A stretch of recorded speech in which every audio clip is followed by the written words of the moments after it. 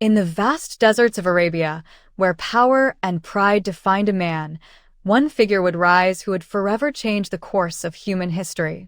His name was Umar ibn Khattab, radiallahu anhu, the second Caliph of Islam, the man of iron will, unshakable faith, and justice so pure that it became the standard for rulers through all ages to come. Born in Mecca around 584 CE, Umar belonged to the noble Quraysh tribe. From a young age, he was known for his tall, commanding figure, sharp intellect, and fierce temperament. He was strong, proud, and feared by many. He could ride horses skillfully, fight bravely, and speak with eloquence. Before Islam, he was among the most influential men of Mecca, a staunch defender of the old tribal traditions and an open opponent of the message of the Prophet Muhammad. He saw Islam as a threat to the power and pride of the Quraysh. But destiny had chosen him for something far greater. One day, in his rage, he set out with his sword, intending to kill the Prophet Muhammad and end Islam once and for all. On the way, a man told him that his own sister Fatima and her husband had already accepted Islam. Enraged, Umar turned toward his sister's house. When he arrived, he heard the verses of the Quran being recited, words so beautiful and powerful that his anger melted into silence. He struck his sister in fury, but when he saw her bleeding, his heart trembled. He asked to read what they were reciting. As he read the verses of Surah Taha, tears filled his eyes. The words pierced his soul, and at that moment, the man who came to destroy Islam fell to his knees, broken and awakened. "These are not the words of man," he said. "They are from the Lord of the worlds." That day, Umar ibn Khattab accepted Islam, and history changed forever. With his conversion, Islam gained not only a believer but a fortress. The Prophet once prayed, "O Allah, strengthen Islam through either Abu Jahl or Umar ibn Khattab." And Allah chose Umar. From the moment he accepted Islam, he never hid his faith. He stood before the Quraysh and declared that he was now a Muslim. His courage gave new strength to the believers who had long prayed in secret. With Umar by their side, they walked openly to the Kaaba and performed prayer in public for the first time. No one dared to stop them. The fear that once hunted Muslims in Mecca now turned into awe and respect. After the migration to Medina, Umar remained one of the Prophet's closest companions and advisors. His wisdom, discipline, and courage were unmatched.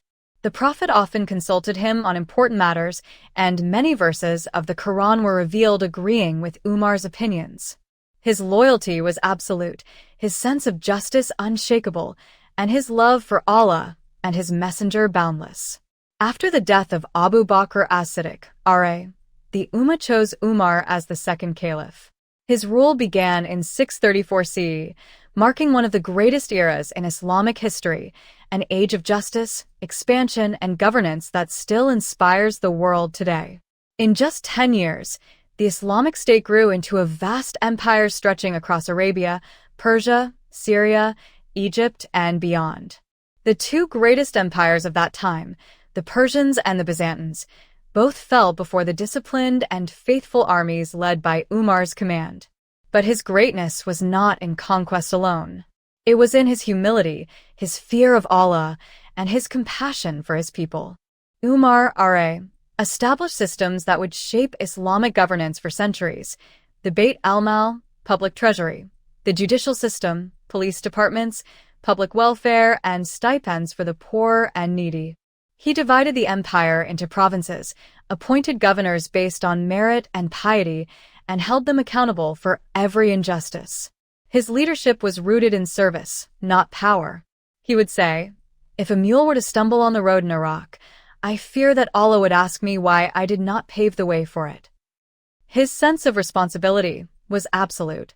Despite ruling an empire larger than Rome, Umar lived in a small mud house with no guards. He dressed simply, ate plain food, and refused luxury. Often, he would patrol the streets of Medina at night, disguised, checking on the people.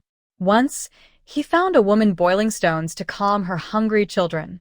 He carried a sack of flour on his own back, cooked food for them, and watched as they ate, saying softly, "How can I face my Lord if even one of my people goes hungry?" This was Umar, the ruler of half the world, yet the servant of every believer. His justice was legendary. No one was above the law.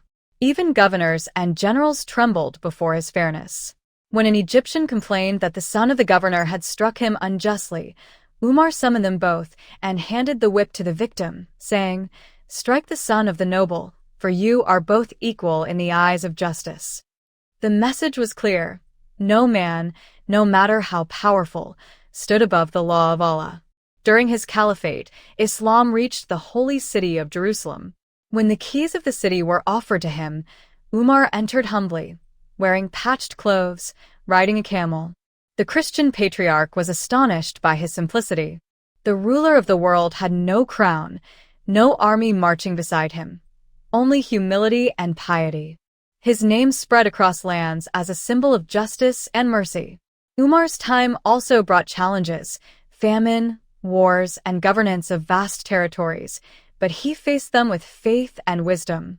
He would often cry during prayer, fearing the day of judgment, pleading that he not fail in his duty. Once, a Persian envoy came looking for him and found Umar asleep under a tree, unguarded.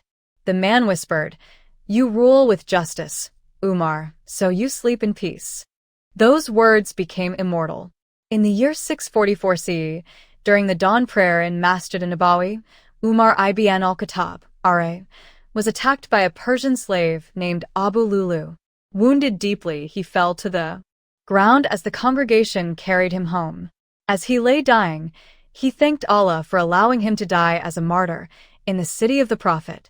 He appointed a council to choose his successor and returned to his Lord after a lifetime of faith, courage, and service. His death marked the end of an era, but his legacy became eternal. Umar ibn Khattab, R.A., set a standard for leadership that history has rarely seen again. He turned tribes into a nation, warriors into servants of justice, and an empire into a civilization built upon faith. The Prophet Muhammad once said, "If there were to be a prophet after me, it would have been Umar." Such was his greatness. Today, more than 14 centuries later, the world still remembers his name, not as a conqueror, but as a man of conscience. A leader who wept for his people, who ruled with justice, and who lived and died for Allah alone. His story is not just history, it is a lesson that true power lies not in wealth or might, but in justice, humility, and fear of the Almighty. This was Umar ibn Khattab, radiallahu anhu, the Lion of Islam, the just Caliph, the man who changed the world.